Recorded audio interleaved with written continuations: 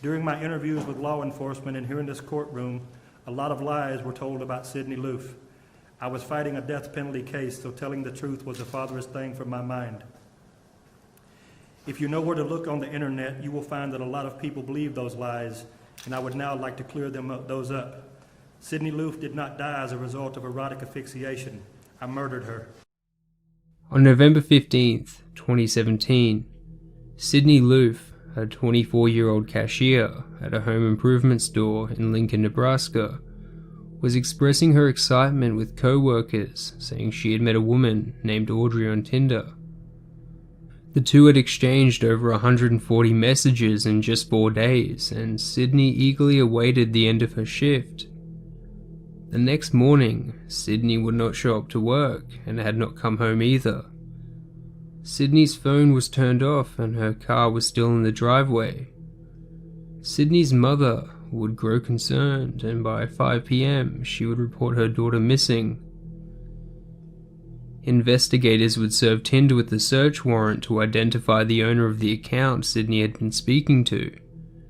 Police would find the Audrey Sydney had been speaking with was actually a woman by the name of Bailey Boswell. The messages would reveal a date had taken place on the 14th of November, where they were together and had organized a second date on the 15th. The last message between the two, via Tinder, was a message from Bailey to Sydney saying she was outside of her place. On November 16th, just the day after Sydney was last seen, the police would track the last known activity of Sydney's phone to a cell tower near Wilbur, Saline County at 8:31 p.m. on Wednesday the 15th. Police would track down Bailey's address, and the landlord who lived above Bailey would inform investigators a strong odor of bleach had been coming from the basement apartment on the 16th and 17th of November. Police would secure a search warrant and enter Bailey's apartment on the 19th of November. They would determine the walls of the apartment had been wiped down in an effort to clean them, resulting in the strong smell of bleach. Police would then begin their efforts to track down Bailey and another man who was living with her named Aubrey Trail. By November 30th, they would find the pair at a hotel in Branson, Missouri. While the two had not made any statements to law enforcement, they did go on social media to defend themselves. The Lincoln Police Department apparently wants everyone to believe that we're hiding, that we haven't talked to them, that we're avoiding them. Actually, we've spoken to the Lincoln Police Department a couple of times. We also, through my attorney, Doug Mertz in Falls City, Nebraska, please verify, we both wrote long statements and sent to the Lincoln Police Department telling them everything we know. You've heard all of this stuff about my criminal history. All true. Been convicted of bad checks and forgery and all that good stuff. I met her on a Tuesday. We drove around Lincoln, smoked weed, had a great time. We hit it off. I dropped her off at home, picked her up the next night at her house. We drove around, smoked weed again, made our way to my house where we smoked wax and shatter, and I gave her a 1/4 ounce of some really good weed. I went to take her home, and she asked me to drop her off at a friend's house, so I did so. I gave her my number. We were planning to go to the casino that weekend. I haven't heard from her since. I really don't even know what else to say. I've been seeing all this stuff on the news presses and the magazines and the news, and I guess I just want the family to know that I'm truly sorry and I didn't have anything to do with this, and I hope that Sydney is found very soon. She is a sweet, amazing girl. I don't know.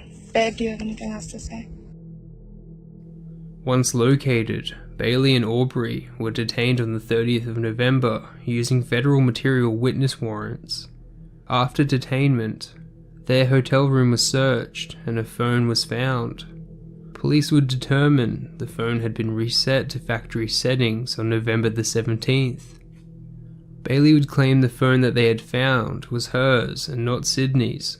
Investigations would continue, and on the 5th of December, the remains of Sydney's dismembered body would be found inside several garbage bags scattered across a gravel road in rural Clay County, Nebraska.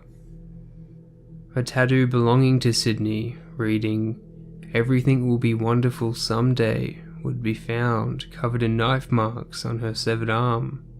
The autopsy would reveal the cause of death as homicidal violence, including strangulation. Investigators would find that the phone Bailey had used for her Tinder account under the name of Audrey was in close proximity to this area on the afternoon of November 16th. Further incriminating evidence would be found on security footage from a Home Depot store in Nebraska.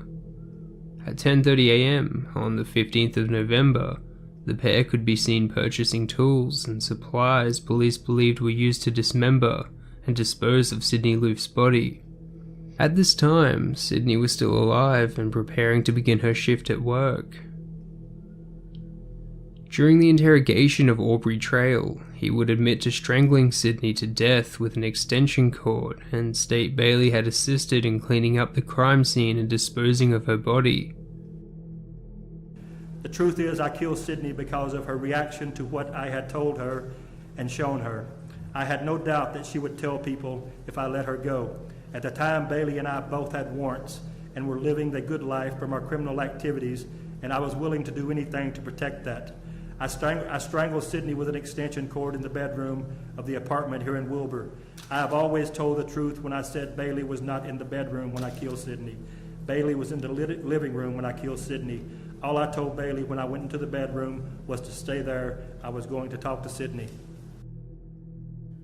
Aubrey would claim he and Bailey had lured Sydney to their apartment in the hopes of initiating her into their ring of crime, scams, and sex. When Sydney wouldn't comply, Aubrey decided he needed to murder her to avoid being exposed after confessing his criminal acts. After the trials and sentencing, 54-year-old Aubrey Trail was sentenced to death for fatally strangling Sydney Loofe and dismembering her body. 7. Sentence. A. Imposed by the panel on count 1, murder in the first degree, a class 1 felony. The defendant is sentenced to death. 27-year-old Bailey Boswell has been found guilty of first-degree murder and conspiracy to commit murder. Sentencing will begin on the 8th of November to decide whether Bailey will join Aubrey in receiving the death penalty or spend life in prison.